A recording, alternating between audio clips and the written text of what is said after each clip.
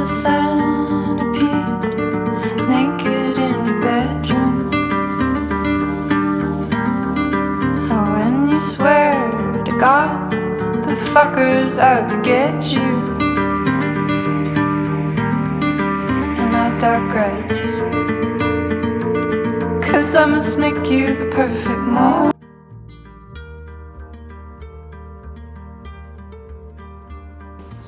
Hi, I'm Sarah.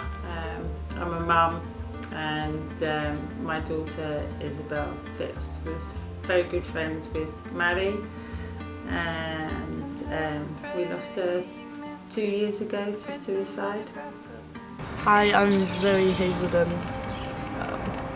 I'm one of Izzy's best mates from college. We went to Hartbury together for a year.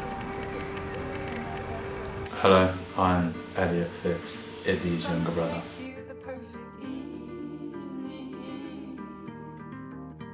Try my best to put the priest inside a jam jar. Can you tell me about your daughter? What was she like? She was a force. She was funny. She was a light. She was definitely not like everybody else, and she knew how to love. What were your favourite memories with Izzy? My favourite memories of Izzy, we used to play a lot of rugby together, and that was great. And one of my fondest memories is that one time we did this, like, we used to both eat so many Squares bars that we did like how many we could stuff into our mouth at once, and then we both ended up vomiting absolutely everywhere like 5 minutes afterwards. It was a lot of mess to clean up. Any more? Yeah, but there's just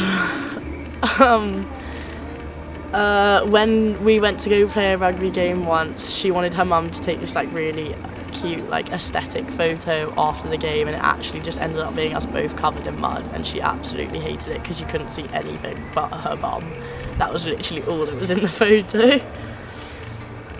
Can you tell me about your sister? What was she like? We had a good relationship towards the end, but like we struggled to get on like normal siblings when we were both younger.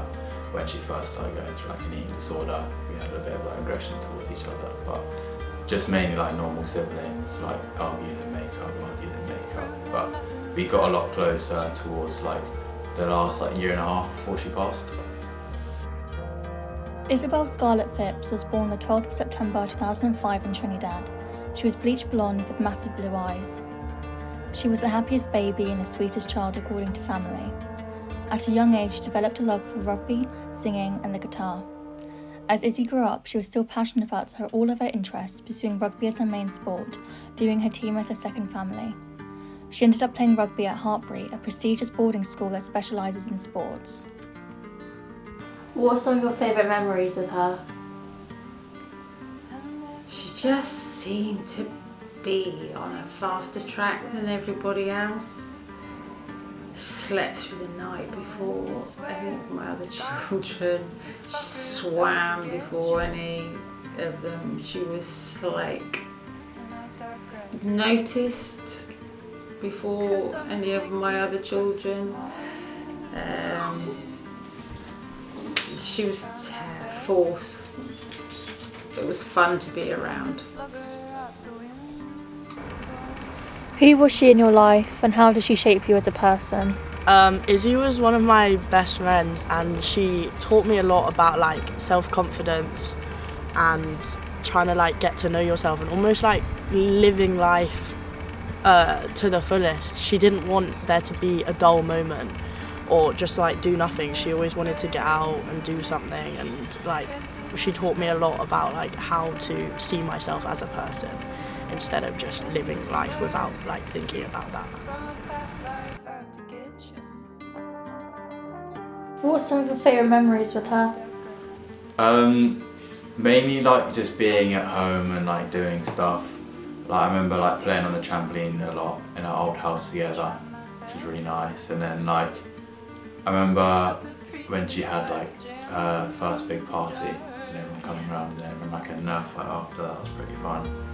And like just having some just like when we go for to family days and stuff, like having like the only person who was a bit closer to my age, as my older brother was a lot older, just like someone to spend a lot of time with, and then like holidays together as well.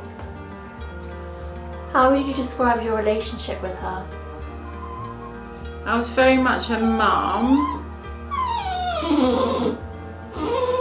You know, I would never want it to be like my children's best friend.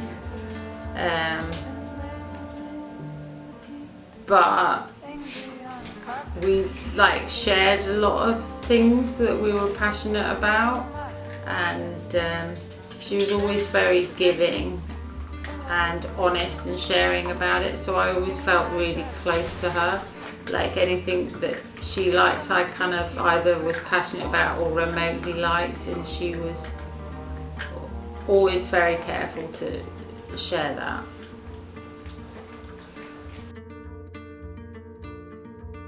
To prove that nothing's out to get. When did you first notice that she was struggling?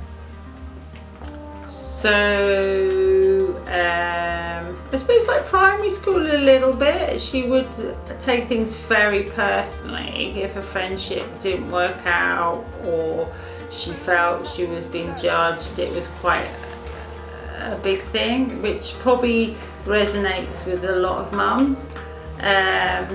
Then secondary school, she started secondary school very happy almost until the second year of secondary school, and then it was like really hard, not very good relationships. Also she was in a netball team and she felt very isolated, like she was the one that no one really liked, like it was a clique and she was always on the outside, and that affected her.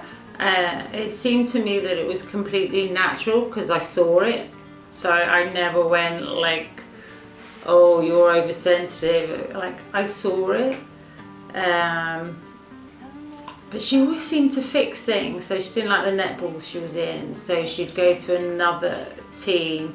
She didn't like the school she was in, so she did her 13 plus, got into another school, and so she seemed like when things were tough, she got on and solved it. And then coming out of COVID, she developed anorexia, and obviously that's a serious mental health illness. But again, she just, once I recognised it, she owned it, and when she realised the impact it was going to have, like she couldn't go to school, she couldn't play rugby, she was like on it, honest, really worked to get it better. There were yes, definitely mental health issues, but she just always seemed to be on it, honest, and wanting to get better. And like bizarrely with her anorexia, which was hard acknowledging COVID, but it wasn't even the worst time. She was home, determined to get better, to get back to school, but get back to rugby. And it was actually a time when we got really close, because obviously she, at that point, she couldn't hide it from me, and we like kind of worked together every day about getting better. And bizarrely, it's some of there's happy memories in there with me, Izzy, and her anorexia and her getting better. Looking back, were there any signs that she was struggling? Yeah, I think, well, for me, just like the aggression from like her eating disorder, like just like short tempers, quick fuse, and like just like not on purposely, but like being horrible sometimes without realising it. But apart from that, no, not really. I never really noticed anything. Did she ever talk to you or anyone about how she was feeling? No, she never spoke to me. She told me that like everything was fine after I like spoke to her. Like I spoke to her about eating disorder once, and then she said it was all fine, but never about anything serious other than that. 'Cause I must make you the perfect morning. How did you learn about Izzy's passing? I learned on the day that it happened because I was the last person to see her, and the police called my mum, and she had to tell me, and I wasn't allowed to tell anyone else. It was a very traumatic moment.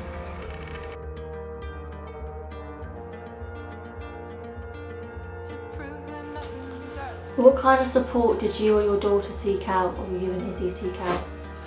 So when she was unhappy in secondary school, before she went 13 plus, went to GP and she got some counselling, which was just talking therapy. I can't remember how many sessions, and she, not the first counsellor, but she definitely got a counsellor that she bonded with, and it seemed to help, but it didn't help as much as Issy owning it, getting her 13 plus and going to Borlays. She was just like, as soon as she got there, she was with her people and happy. And then coming out of COVID, once I recognised anorexia, the CAMS help came very quick, and I felt like I was supported, she was supported. Obviously a lot of it was like not face to face or Zoom, but like really shared information, like how I could be the best support. Like it felt like really good. Then beyond that, in terms of her depression, there seemed like no support whatsoever. And then obviously learning after a suicide, when she was trying to reach out, the support was beyond inadequate. It seemed to me like it was cruel that it wasn't there. Just, it was the bare minimum, and yeah, just unbelievably pathetic, if I'm honest. Issy left her family in the dark about her mental health. After struggling with anorexia for most of her teenage years, she continued to struggle with body image issues and self-esteem. This was a main factor into her declining mental health, as well as other things such as depression, anxiety, and the night before she died, drug abuse too. 1 out of 100 women who struggle with depression end up committing suicide each year. According to science, the association between substance misuse and suicide is stronger for females. These are all statistics that Issy is now a part of. Do you mind talking about the experience of loss? Yeah, that's fine. Can you walk me through the day that you found out that she passed? So I was on rugby tour, and at first I just got a message from Issy like, I love you. And then I knew she was struggling a little bit, but I didn't realise it was that serious. But I said to Mum, like, I think there's something a bit up, because she also sent like, all the family photos to our family WhatsApp. And then from there we were like calling her and then no pickup. So we'd like decide, I remember one of Mum's friends, Bex, went round to go check if everything was okay. And then she was initially reported missing, but as she was found in the garage. And then I remember at night the police knocking on our door and telling my parents. And then my parents were both instantly upset, but for me, I didn't really feel anything, because it just kind of felt a bit surreal. So like the night we found back in the drive was just a bit like emotionless, like not really feeling anything.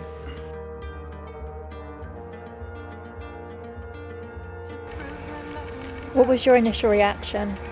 My initial reaction wasn't what I thought it would be. Like, I started crying like a lot, and then I was like screaming, and I was like I didn't know what to do. I didn't like feel like I was alive anymore, because I just lost my best friend, and it was something I never expected to happen. Like, I don't think anyone did.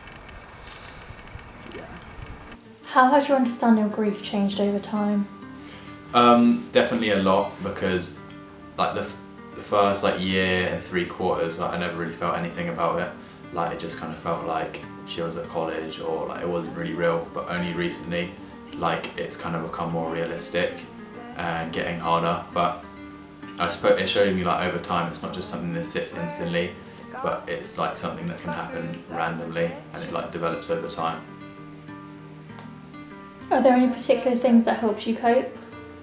I guess just like maintaining a good friendship group, because like even though I wasn't really talking to people, like it's just nice having people around me that could like bring like joy out of me, and then also having like teachers that supported me, like really like brought me up, and like just being like, even if it wasn't to talk about Izzy, but like just saying to a teacher like I'm struggling, and being able to have like a lesson out where I can work in like a different room like by myself just like really helped.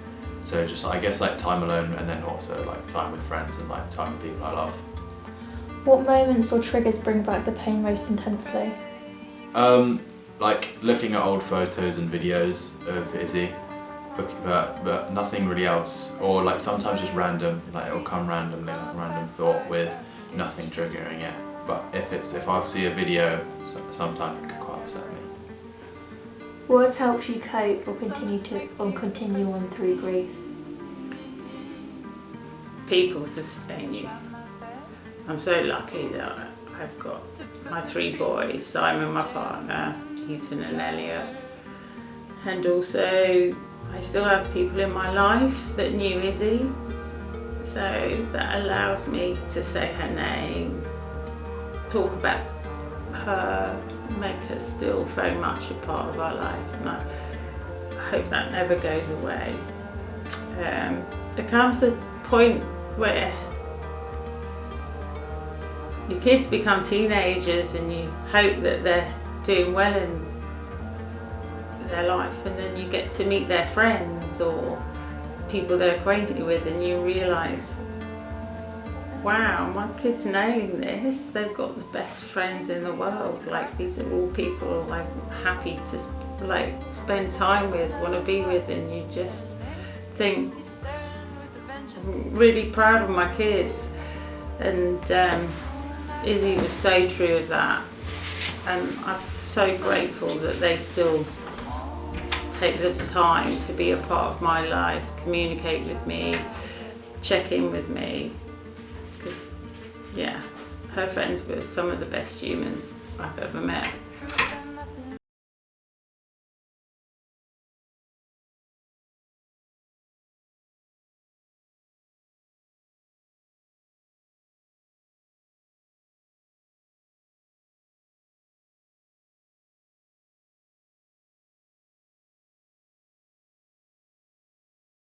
Hi, my name's Dominic Rees. How did you watch your daughter grieve? Do that bit again.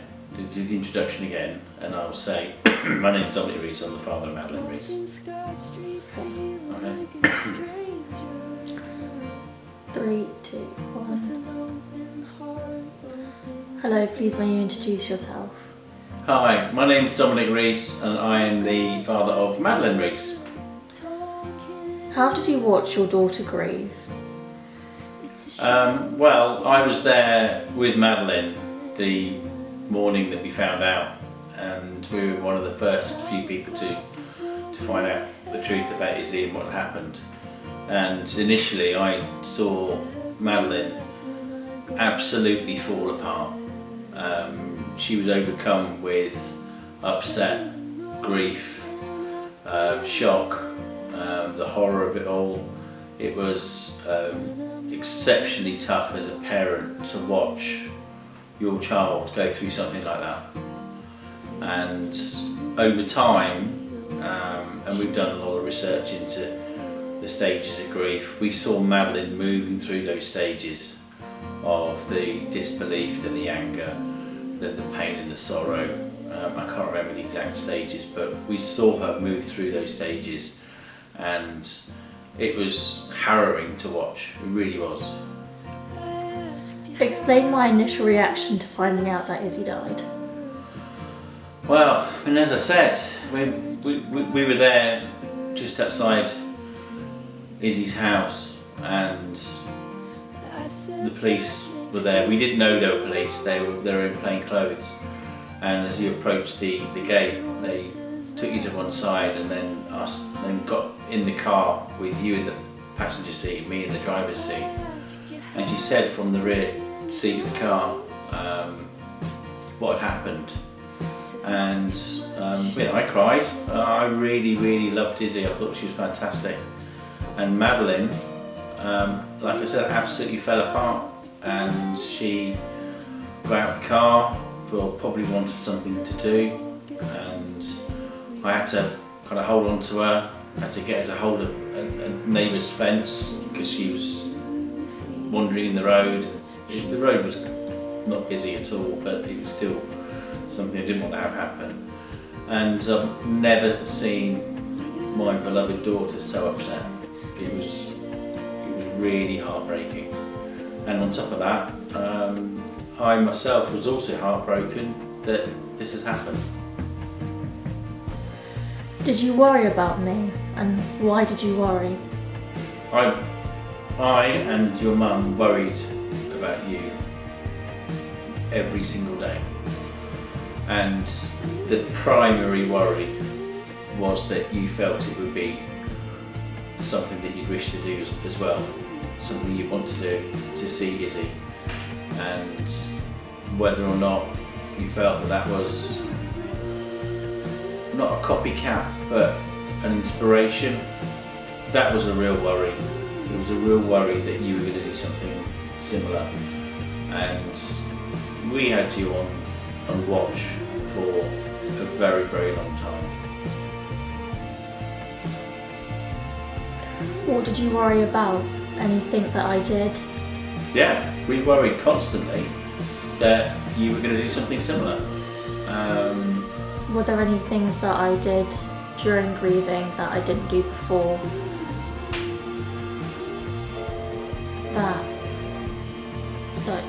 That you worry about? There are a number of things apart from the upset and the crying and not wanting to be out of your room. Was that when you were out of your room, you were wanting to start drinking alcohol a lot more, and we noticed a dramatic increase in the intake of alcohol since Izzy died, and that's been a problem for a couple of years now. We're starting to see the tail end of it, but it was a real problem. We could see that you were wanting to try and maybe find the answer through drinking, and it was heart-wrenching to watch. We don't want our daughter to be boozing it unnecessarily, and it was difficult to watch. Thank you so much for your time, Dad. You're welcome.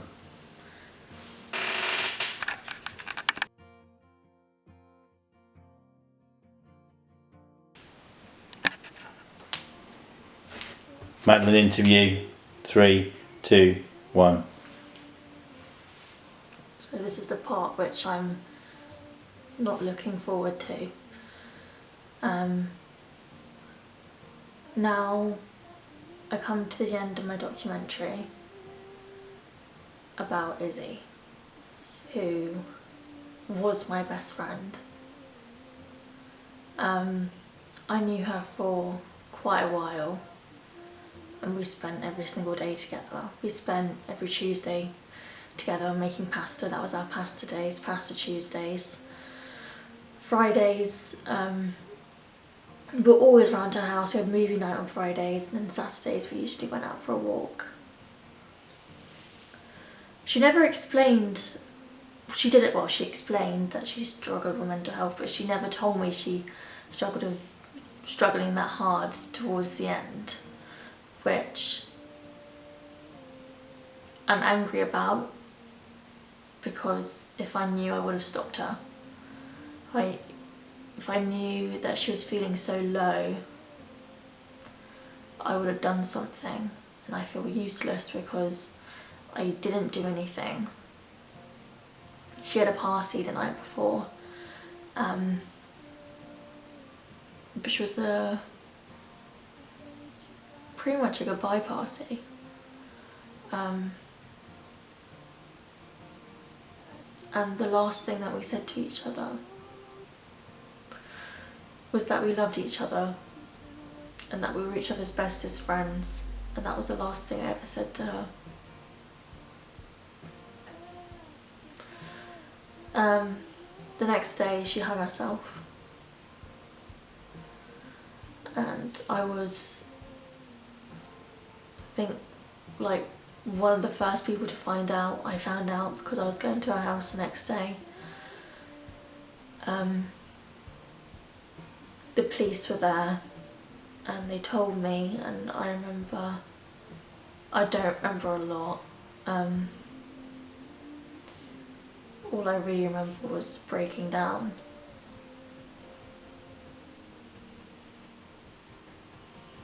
I'm just thinking about what I want to say. There's so much I could say. That year was the most difficult year of my whole entire life. I grieved horribly. It was a horrible experience. I mean, all grief is horrible, but I probably felt that some people dealt with it better than I dealt with it.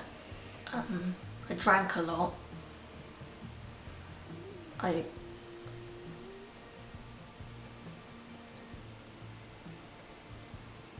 had substance abuse issues.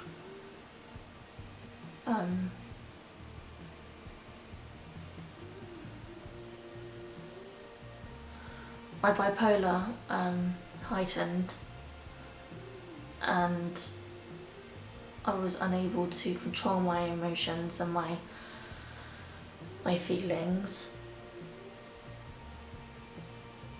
It was a really horrible time.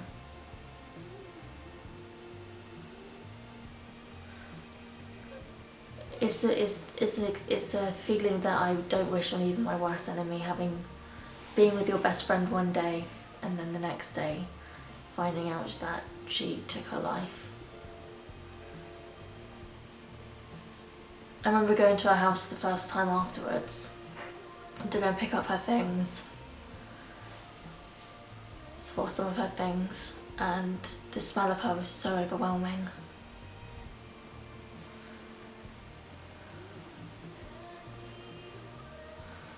I wanted to do this documentary for a very long time. It's taken a massive toll on my own mental health. But I know it'll be worth it because I know that it'll make Issy proud. I hope.